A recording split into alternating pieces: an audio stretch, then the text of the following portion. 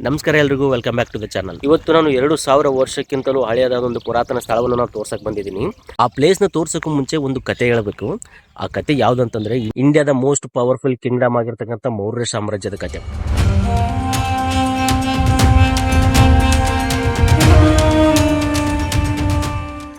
ಮೌರ್ಯ ಸಾಮ್ರಾಜ್ಯ ಅಥವಾ ಮೌರ್ಯನ್ ಸಾಮ್ರಾಜ್ಯ ಅಂತಾನೂ ಕೂಡ ಕರೀತಾರೆ. ಈ ಮೌರ್ಯನ್ ಸಾಮ್ರಾಜ್ಯನ ಸ್ಥಾಪನೆ ಮಾಡಿದವರು ಚಂದ್ರಗುಪ್ತ ಮೌರ್ಯ ಅಂತೇಳಿ. ಕ್ರಿಸ್ತಪೂರ್ವ 322ರಲ್ಲಿ ಈ ಮೌರ್ಯ ಸಾಮ್ರಾಜ್ಯನ ಸ್ಥಾಪನೆ ಮಾಡ್ತಾರೆ. ಇವರು ಗುರು ವಿಷ್ಣುಗುಪ್ತ ಯಾರಂತಂದ್ರೆ ಕೌಟಿಲ್ಯ ಮತ್ತು ಚಾಣಕ್ಯ ಅಂತ ಹೇಳ್ತೀವಲ್ಲ ಅವರು. ಈ ಚಂದ್ರಗುಪ್ತ ಮೌರ್ಯನವರು ಚಾಣಕ್ಯನ ಸಲಹೆಯ ಮೇರೆಗೆ ಕ್ರಿಸ್ತಪೂರ್ವ 322ರಲ್ಲಿ ನಂದ ಸಾಮ್ರಾಜ್ಯವನ್ನು ಸೋಲಿಸಿ ಮೌರ್ಯ ಸಾಮ್ರಾಜ್ಯವನ್ನು ಸ್ಥಾಪನೆ ಮಾಡ್ತಾರೆ.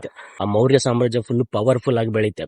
ಎಲ್ಲಿಂದ ಅಂತಂದ್ರೆ ಇವಾಗಿನ ಅಫ್ಘಾನಿಸ್ತಾನದಿಂದ ಹಿಡಿದು ಬಾಂಗ್ಲಾದೇಶದವರೆಗೂ ಈ ಫುಲ್ ಸ್ಪ್ರೆಡ್ ಮಾಡಿರ್ತಾರೆ. ಅಲೆಕ್ಸಾಂಡರ್ನ ಉತ್ತರಾಧಿಕಾರಿನ ಕೂಡ ಸೋಲಿಸಿ ಅವರಿಂದ ಅಫ್ಘಾನಿಸ್ತಾನ, ಬಲೂಚಿಸ್ತಾನ್ ಮತ್ತೆ ಇರಾನ್ ಪ್ರದೇಶಗಳನ್ನ ವಶಪಡಿಸ್ಕೊಂಡಾನಂತೆ. ವಶಪಡಿಸ್ಕೊಂಡಾದ್ಮೇಲೆ ಅಷ್ಟು ದೊಡ್ಡ ಸಾಮ್ರಾಜ್ಯನ ಒಬ್ಬರೇ ಮೇಂಟೈನ್ ಮಾಡಕ್ಕಾಗಲ್ಲ. ಸೊ ಹಂಗಾಗಿ ಈ ಪ್ರಾಂತ್ಯಗಳನ್ನ ಡಿವೈಡ್ ಮಾಡ್ತಾರಂತೆ. ಪ್ರಾಂತ್ಯಗಳನ್ನಾಗಿ ಡಿವೈಡ್ ಮಾಡಿ ಅಲ್ಲಿಗೆ ಒಬ್ಬ ರಾಜಕುಮಾರ್ನ ಇಲ್ಲ ಅಂತಂದ್ರೆ ಗವರ್ನರ್ನ ಇಟ್ಟಿರ್ತಾರಂತೆ ಆ ರಾಜ್ಯನ ನಿಭಾಯಿಸಕ್ಕೆ. ಈ ತರ ಪವರ್ಫುಲ್ ಆಗಿ ಆಳ್ವಿಕೆ ಮಾಡಿದ ನಂತರ ಇವ್ರು ಏನ್ ಮಾಡ್ತಾರೆ, ವಯಸ್ಸಾಗ್ತಿದ್ದಂತೆ ಕೊನೆ ಕಾಲದಲ್ಲಿ ಏನ್ ಮಾಡ್ತಾರೆ, ಜೈನ ಧರ್ಮವನ್ನು ಸ್ವೀಕಾರ ಮಾಡ್ತಾರೆ. ಜೈನ ಧರ್ಮವನ್ನು ಸ್ವೀಕಾರ ಮಾಡಿ ಇವಾಗಿನ ನಮ್ಮ ಕರ್ನಾಟಕದಲ್ಲಿರೋ ಶ್ರವಣಬೆಳಗೊಳಕ್ಕೆ ವಲಸೆ ಬಂದು ಉಪವಾಸ ಮಾಡಿ ಮರಣ ಹೊಂದ್ತಾರೆ. ಜೈನ ಧರ್ಮದಲ್ಲಿ ಒಂದು ಪದ್ಧತಿ ಇದೆ, ಸಲ್ಲೇಖನ ಅಂತ ಏನೋ ಬರುತ್ತಂತೆ.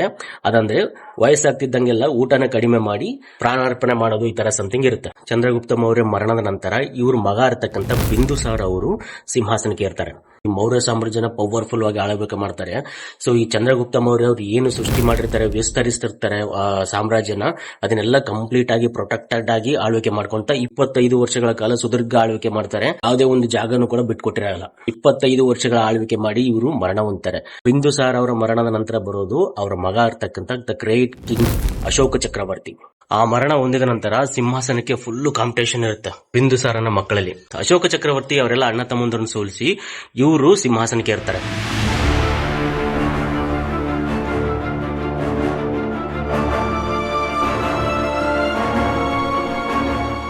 ಅಶೋಕ ಚಕ್ರವರ್ತಿ ಭಾರತ ಕಂಡ ಅತ್ಯಂತ ಪ್ರಭಾವಶಾಲಿ ರಾಜ. ಇವ್ರ ಸಾಮ್ರಾಜ್ಯ ನಾನು ಹೇಳಿದ್ನಲ್ಲ ಆವಾಗಲೇ, ಅಫ್ಘಾನಿಸ್ತಾನದಿಂದ ಬಾಂಗ್ಲಾದೇಶವರೆಗೂ ಇರುತ್ತೆ. ಮತ್ತೆ ಹಿಮಾಲಯದಿಂದ ದಕ್ಷಿಣ ಭಾರತದ ಎಲ್ಲಾನು ಕಂಪ್ಲೀಟ್ ಆಗಿ ಕವರ್ ಆಗಿರುತ್ತೆ. ಆದರೆ ಕಳಿಂಗ ಅನ್ನೋ ಪ್ರದೇಶ ಮಾತ್ರ ಇವ್ರ ಆಳ್ವಿಕೆಗೂ ಬರಂಗಿಲ್ಲ. ಅದೊಂದು ಸ್ವತಂತ್ರ ರಾಜ್ಯ ಆಗಿರುತ್ತೆ. ಅದು ಯಾರ ಆಳ್ವಿಕೆಗೂ ಸೇರಕ್ಕೂ ಇಷ್ಟಪಡ್ತಿರಲ್ಲ. ಇವನ್ ಮೌರ್ಯ ಸಾಮ್ರಾಜ್ಯಕ್ಕೂ ಸೇರಕ್ಕೂ ಇಷ್ಟಪಡ್ತಿರಲ್ಲ.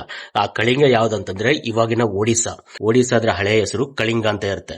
ಇಂಡಿಯಾದಲ್ಲಿ ಕಂಪ್ಲೀಟ್ ಆಗಿ ಮೌರ್ಯ ಸಾಮ್ರಾಜ್ಯ ವಿಸ್ತರಣೆ ಆಗಿರುತ್ತೆ. ಈ ಕಳಿಂಗ ಅನ್ನೋ ಪ್ರದೇಶ ಮಾತ್ರ ಸೇರಿರಲ್ಲ. ಸೊ ಹಂಗಾಗಿ ಅಶೋಕನ ಕಣ್ಣು ಕಳಿಂಗ ರಾಜ್ಯದ ಮೇಲೆ ಬೀಳುತ್ತೆ. ಕಳಿಂಗ ಅನ್ನೋ ಪ್ರದೇಶ ಇಂಡಿಪೆಂಡೆಂಟ್ ರಾಜ್ಯ ಆಗಿರುತ್ತೆ. ಯಾವುದೇ ರಾಜ್ಯರ ಆಳ್ವಿಕೆಗೂ ಸೇರಿರಲ್ಲ, ಯಾವುದೇ ಸೈನ್ಯ ಇರಂಗಿಲ್ಲ, ಮತ್ತೆ ಯುದ್ಧಗಳು ಯಾವ್ದು ಇರಂಗಿಲ್ಲ. ಹಂಗಾಗಿ ಪೀಸ್ಫುಲ್ ಆಗಿರುತ್ತೆ. ಅಶೋಕನ ಕಣ್ಣು ಈ ಪ್ರದೇಶದ ಮೇಲೆ ಬೀಳುತ್ತೆ. ಅವಾಗ ಏನ್ ಮಾಡ್ತಾನೆ ಅಶೋಕ, ಇವ್ರನ್ನ ಅಪ್ರೋಚ್ ಮಾಡ್ತಾನಂತೆ. ಅಪ್ರೋಚ್ ಮಾಡಿದಾದ್ಮೇಲೆ ಇವರು ಡಿಕ್ಲೈನ್ ಮಾಡ್ತಾರೆ, ನಾವು ಸೇರಲ್ಲ ಅಂತ ಹೇಳಿ. ಹಂಗಾಗಿ ಇವರು ಅಶೋಕ್ ಅವ್ರು ಏನ್ ಮಾಡ್ತಾರೆ, ವಾರ್ ಡಿಕ್ಲೇರ್ ಮಾಡ್ತಾರೆ. ಅಶೋಕನ ಸಾಮ್ರಾಜ್ಯದಲ್ಲಿ ಪವರ್ಫುಲ್ ಸೈನಿಕರ ದಂಡ ಇರುತ್ತೆ. ಅಶ್ವದಳ, ಆನೆದಳ ಎಲ್ಲಾನು ಕಂಪ್ಲೀಟ್ ಆಗಿ ಇನ್ಕ್ಲೂಡ್ ಆಗಿರ್ತವೆ.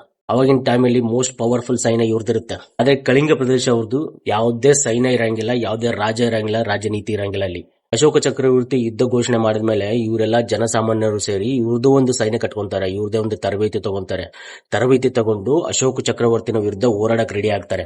ಬಟ್ ಅಲ್ಲಿ ಆಪೋಸಿಟ್ ಅವರದ್ದು ಯಾರು, ದ ಗ್ರೇಟೆಸ್ಟ್ ಕಿಂಗ್ ಅಶೋಕ ಚಕ್ರವರ್ತಿ. ಅವನ್ ಸೈನ್ಯ ಅಂತದ್ದು ಇಡೀ ಪ್ರಪಂಚದಲ್ಲೇ ಬಲಿಷ್ಠ ಸೈನ್ಯ ಹೊಂದಿರ್ತಾನೆ.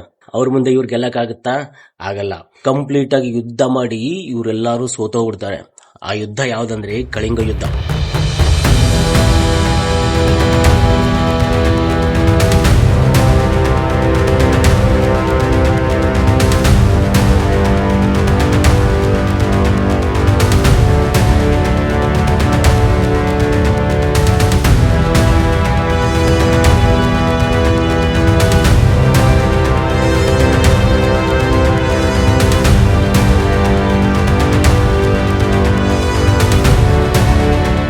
ಅಶೋಕ ಚಕ್ರವರ್ತಿ ಲೈಫ್ ಅಲ್ಲಿ ಟರ್ನಿಂಗ್ ಪಾಯಿಂಟ್ ಆಗಿರ್ತಕ್ಕಂಥ ಯುದ್ಧ ಅದು. ಅಲ್ಲಿವರೆಗೂ ಅಶೋಕ ಚಕ್ರವರ್ತಿ ಫುಲ್ ಕ್ರಿಯಲ್ ಆಗಿರ್ತಾನೆ, ಕ್ರೂರ ರಾಜ ಆಗಿರ್ತಾನೆ. ಬಟ್ ಈ ಕಳಿಂಗ ಯುದ್ಧದ ನಂತರ ಕಂಪ್ಲೀಟ್ ಆಗಿ ಚೇಂಜ್ ಆಗ್ಬಿಡ್ತಾನೆ.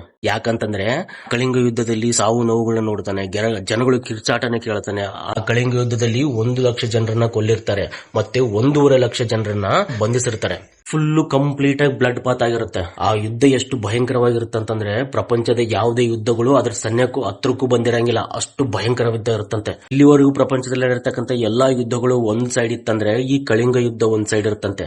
ಅಂದ್ರೆ ಇವಾಗಿನ ವರ್ಲ್ಡ್ ವಾರ್ 1 ವರ್ಲ್ಡ್ ವಾರ್ 2 ಯಾವುದಕ್ಕೂ ಲೆಕ್ಕ ಆಗಿಲ್ಲ, ಅದಕ್ಕಂತ ಭಯಾನಕವಾಗಿ ಯುದ್ಧ ನಡೆದಿರ್ತಂತೆ. 1 ಲಕ್ಷ ಜನನ ಕೊಲ್ಲಿರ್ತಾರೆ ಅಂದ್ರೆ ಲೆಕ್ಕ ಹಾಕೊಳ್ಳಿ ಎಷ್ಟು ಭಯಂಕರವಾಗಿರ್ಬೋದು. ಅದಲ್ದೇನೆ 1.5 ಲಕ್ಷ ಜನರನ್ನ ಅರೆಸ್ಟ್ ಮಾಡಿರ್ತಾರೆ, ಬಂಧಿಸಿರ್ತಾರೆ. ಆ ಸಾವುಗಳನ್ನ, ನೋವುಗಳನ್ನ, ಕಿರುಚಾಟಗಳನ್ನ ಕೇಳಿ ಅಶೋಕ ಚಕ್ರವರ್ತಿಗೆ ಮನ ಪರಿವರ್ತನೆ ಆಗುತ್ತಂತೆ.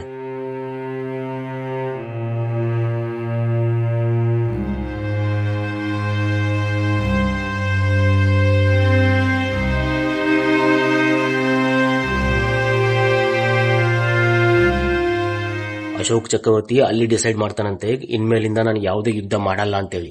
ಅವಾಗಿನಿಂದ ಅಶೋಕ ಚಕ್ರವರ್ತಿ ಯಾವುದೇ ಯುದ್ಧಗಳನ್ನು ಮಾಡಲ್ಲ, ಮತ್ತೆ ಸಾಮ್ರಾಜ್ಯ ವಿಸ್ತರಣೆ ಮಾಡದೇ ಇಲ್ಲ, ಕಂಪ್ಲೀಟ್ ಆಗಿ ಅಲ್ಲಿಗೆ ನಿಂತೋಗ್ಬಿಡುತ್ತೆ. ಮನ ಪರಿವರ್ತನೆ ಆದ್ಮೇಲೆ ಅಶೋಕ ಚಕ್ರವರ್ತಿ ಅವರು ಏನ್ ಮಾಡ್ತಾರೆ, ಬೌದ್ಧ ಧರ್ಮನ ಸ್ವೀಕಾರ ಮಾಡ್ತಾರಂತೆ. ಬೌದ್ಧ ಧರ್ಮನ ಸ್ವೀಕಾರ ಮಾಡಕ್ಕೆ ಕಾರಣ ಏನಂತಂದ್ರೆ ಶಾಂತಿ, ಅಹಿಂಸೆ, ಕರುಣೆ ಇವೆಲ್ಲ ಆ ಧರ್ಮದ ಬೌದ್ಧಿಕ ತತ್ವಗಳಾಗಿರ್ತವೆ. ಇದನ್ನ ನಾನು ಒಂದೇ ಸ್ವೀಕಾರ ಮಾಡಿದ್ರಾಗಲ್ಲ, ಬೌದ್ಧ ಧರ್ಮದ ತತ್ವಗಳನ್ನ ಇಡೀ ಪ್ರಪಂಚಕ್ಕೆ ಸಾರ್ಬೇಕಂತ ಹೇಳಿ ಮಿಷನರ್ಗಳನ್ನ ಕಳಿಸ್ತಾನೆ.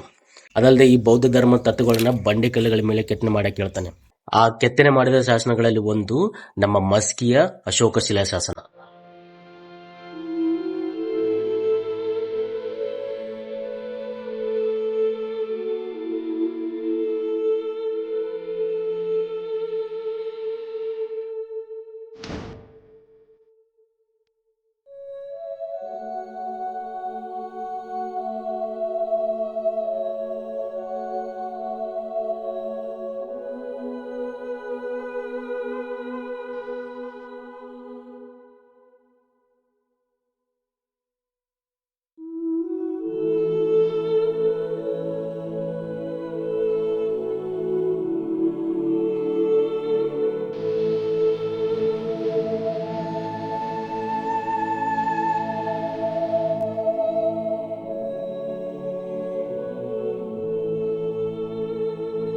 ಪ್ರಪಂಚದಲ್ಲಿ ಇದುವರೆಗೂ ಅಶೋಕನದು 42 ಶಾಸನಗಳು ಸಿಕ್ಕಿದಾವಂತೆ. ಅಫ್ಘಾನಿಸ್ತಾನ, ಪಾಕಿಸ್ತಾನ, ನೇಪಾಳ, ಇಂಡಿಯಾ ಎಲ್ಲಾನು ಇನ್ಕ್ಲೂಡ್ ಮಾಡಿ ಟೋಟಲ್ ಆಗಿ 42 ಶಾಸನಗಳು ಸಿಕ್ಕಿದಾವಂತೆ. ಅದರಲ್ಲೂ ಕರ್ನಾಟಕದಲ್ಲಿ 6 ಶಿಲಾಶಾಸನಗಳು ಸಿಕ್ಕಿದಾವೆ. ಈ 42ರಲ್ಲೂ ಕೂಡ ಮಸ್ಕಿ ಶಿಲಾಶಾಸನ ಸ್ಪೆಷಲ್ ಆಗಿರುತ್ತೆ. ಯಾಕಂತಂದ್ರೆ ದೇವನಾಂಪ್ರಿಯ ಪ್ರಿಯದರ್ಶಿ ಅಶೋಕ, ಇದು ಅಶೋಕನ ಬಿರುದಾಗಿರುತ್ತೆ. ದೇವನಾಂಪ್ರಿಯ ಮತ್ತು ಪ್ರಿಯದರ್ಶಿ ಅನ್ನೋದು ಅಶೋಕನ ಬಿರುದು, ಅಂದ್ರೆ ದೇವರ ಪ್ರಿಯ ಅಂತಾನು ಇದರ ಅರ್ಥ ಬರುತ್ತೆ. ದೇವನಾಂಪ್ರಿಯ ಪ್ರಿಯದರ್ಶಿ ಅಶೋಕ ಅನ್ನೋದು ಕಂಪ್ಲೀಟ್ ಆಗಿ ಇಲ್ಲಿ ಮೆನ್ಷನ್ ಮಾಡಿರ್ತಾರೆ. ಇಲ್ಲಿ ಬಿಟ್ರೆ ಬರೀ ಎಲ್ಲೂ ಯಾವ ಶಿಲಾಶಾಸನದಲ್ಲೂ ಈ ಅಶೋಕನ ಹೆಸರು ಕಂಪ್ಲೀಟ್ ಆಗಿ ಮೆನ್ಷನ್ ಮಾಡಿರಲ್ಲ. ಈ ಶಿಲಾಶಾಸನ 1915ರಲ್ಲಿ ಬ್ರಿಟಿಷರ ಮೈನಿಂಗ್ ಇಂಜಿನಿಯರ್ ಆಗಿರ್ತಕ್ಕಂಥ ಸಿ ಬೈಡನ್ ಅನ್ನೋರ ಕಣ್ಣಿಗೆ ಬೀಳುತ್ತೆ. ಇದು ಪ್ರಾಕೃತ ಭಾಷೆಯಲ್ಲಿದೆ, ಅಂದ್ರೆ ಬ್ರಾಹ್ಮಿ ಲಿಪಿ ಮತ್ತು ಪ್ರಾಕೃತ ಭಾಷೆಯಲ್ಲಿದೆ. ಆ ಟೈಮ್ ಅಲ್ಲಿ ಪ್ರಾಕೃತ ಭಾಷೆ ಅನ್ನೋದು ಫುಲ್ ಫೇಮಸ್ ಆಗಿರುತ್ತೆ, ಬಟ್ ಎಲ್ಲರೂ ಮಾತಾಡುವಂತದ್ದಾಗಿರುತ್ತೆ. ಇವಾಗ ಸ್ವಲ್ಪ ಹಿಂದಿ, ಇಂಗ್ಲಿಷ್ ಎಲ್ಲ ಕಾಮನ್, ಇಂಡಿಯಾದಲ್ಲೆಲ್ಲ ಕಾಮನ್ ಇರುತ್ತಲ್ಲ, ಅದೇ ತರ ಏನ್ಷಿಯಂಟ್ ಟೈಮ್ ಅಲ್ಲಿ ಈ ಪ್ರಾಕೃತಿ ಭಾಷೆ ಅನ್ನೋದು ಕಾಮನ್ ಆಗಿರುತ್ತೆ. ಸೊ ಹಂಗಾಗಿ ಜನಸಾಮಾನ್ಯರಿಗೆ ಅರ್ಥ ಆಗ್ಬೇಕಂತ ಹೇಳಿ ಆ ಬೌದ್ಧ ಧರ್ಮದ ತತ್ವಗಳನ್ನ ಪ್ರಾಕೃತಿ ಭಾಷೆಯಲ್ಲಿ ಕೆತ್ತನೆ ಮಾಡಿರ್ತಾರೆ. ಇದು ಬ್ರಾಹ್ಮ ಲಿಪಿಲಿ ಇದೆ.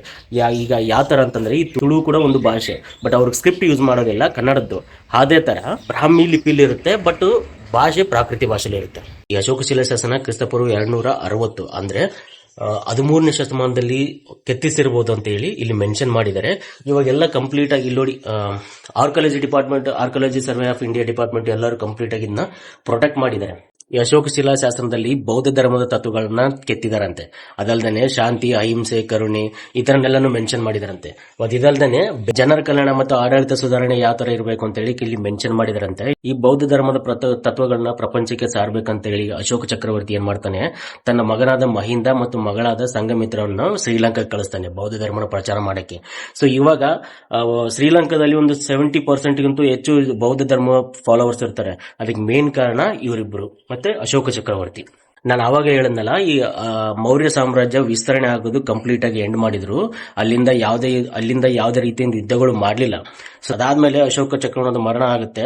ಅದಾದ್ಮೇಲೆ ಸುಮಾರು ರಾಜರುಗಳು ಈ ರಾಜ್ಯನ ಆಳ್ವಿಕೆ ಮಾಡ್ತಾರೆ, ಬಟ್ ಫುಲ್ ವೀಕ್ ಇರ್ತಾರೆ, ಯಾವುದೇ ಯುದ್ಧಗಳನ್ನು ಗೆಲ್ಲಲ್ಲ. ಸೊ ಹಂಗಾಗಿ ಈ ಮೌರ್ಯ ಸಾಮ್ರಾಜ್ಯದ ಕೊನೆಯ ರಾಜ ಇರತಕ್ಕಂತ ಬೃಹದ್ರಥ ಅನ್ನೋರ್ನ ಅವರ ಉತ್ತರಾಧಿಕಾರಿ ಆಗಿರ್ತಕ್ಕಂಥ ಪುಷ್ಯಮಿತ್ರ ಶುಂಗ ಅನ್ನೋರು ಕ್ರಿಸ್ತಪೂರ್ವ 185ರಲ್ಲಿ ಕೊಲೆ ಮಾಡ್ತಾರೆ. ಆ ಕೊಲೆ ಮಾಡದಾದ್ಮೇಲೆ ಮೌರ್ಯ ಸಾಮ್ರಾಜ್ಯ ಅಲ್ಲಿಗೆ ಎಂಡ್ ಆಗುತ್ತೆ. ಅಲ್ಲಿಂದ ಶುಂಗ ಸಾಮ್ರಾಜ್ಯ ಸ್ಥಾಪನೆ ಆಗುತ್ತೆ.